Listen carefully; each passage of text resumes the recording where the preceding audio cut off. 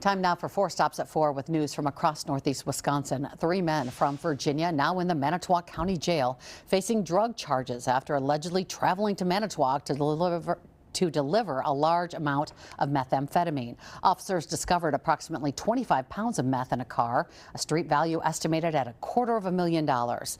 2 of the suspects were carrying loaded handguns at the time of their arrest. One of the weapons was reported stolen in Virginia. The sheriff's office seeking a charge of conspiracy to distribute methamphetamine while armed. We're not identifying the men until they are formally charged.